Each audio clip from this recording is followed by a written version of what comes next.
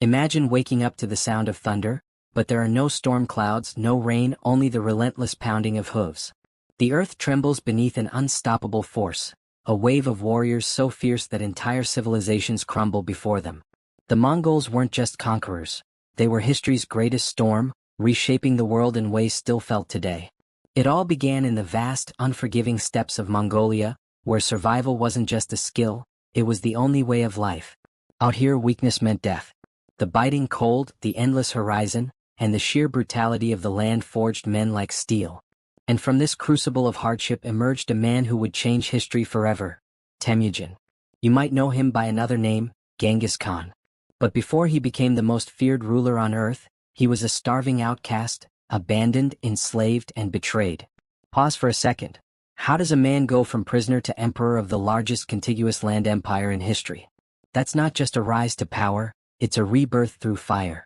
With every betrayal, every hardship, Temujin learned not just how to fight but how to unite. The Mongols weren't just barbarians on horseback, they were master tacticians. They moved faster than any army before them, striking with precision and disappearing like ghosts. Think about this, they could travel 100 miles a day, on horseback. That's like driving from New York to Philadelphia except without roads and, you're also dodging arrows. But Genghis Khan didn't just conquer with force. His real genius? Strategy and unity. He shattered tribal divisions, rewarding loyalty over bloodline, promoting warriors based on merit, not privilege. This wasn't just revolutionary, it was terrifyingly effective.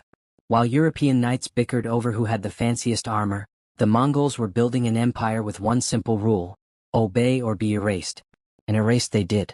Cities that resisted were turned into haunting echoes of their former glory. Entire populations vanished. The Mongols didn't just win battles, they rewrote maps. Baghdad, the jewel of the Islamic world, fell in a single siege. The Great Walls of China? Breached. The mighty Kievan Rus? Flattened. But here's the twist. While the world saw them as ruthless destroyers, the Mongols saw themselves as architects of order. Under their rule, the Silk Road flourished, trade exploded, and cultures intermingled like never before. Imagine a world where Persian engineers, Chinese artisans, and European merchants all thrived under one empire. Sounds almost utopian, if you ignore the whole conquer or die policy. But what made the Mongols so unstoppable? It wasn't just their brutal efficiency in war, it was their intelligence network, their adaptability, their willingness to incorporate the best tactics from every civilization they encountered. They recruited Chinese siege engineers, Persian administrators, and Arab astronomers. They understood that knowledge was power, and they wielded it like a weapon. One of the most haunting examples of their strategic brilliance came during the siege of Nishapur. When Genghis Khan's son-in-law was killed during battle, the Mongols unleashed a vengeance so horrifying that even the most hardened warriors trembled. Every living being in the city, men, women, children, even the animals, was slaughtered. The Mongols didn't just conquer their enemies, they made sure the world remembered what happened to those who defied them. And just when the world thought it had endured enough, the Mongols had another trick up their sleeve: Kublai Khan. Genghis Khan's grandson wasn't just a warrior, he was a ruler who understood the power of governance.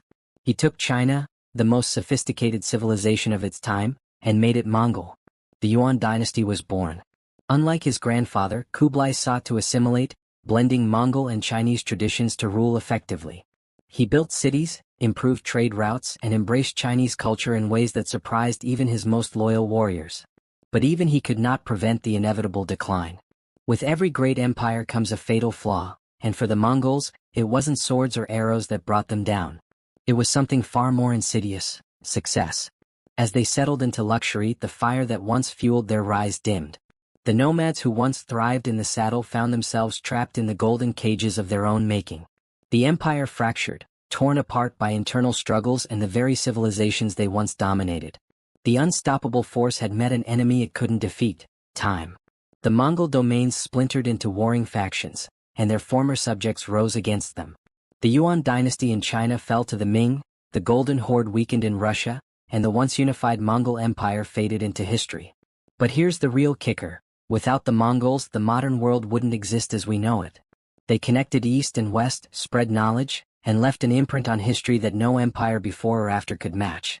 Their conquests triggered waves of cultural exchange, spread technologies, and even shaped the political landscapes of Europe and Asia for centuries to come. So the next time you hear the name Mongol, don't just think of ruthless horsemen. Think of the empire that reshaped the world.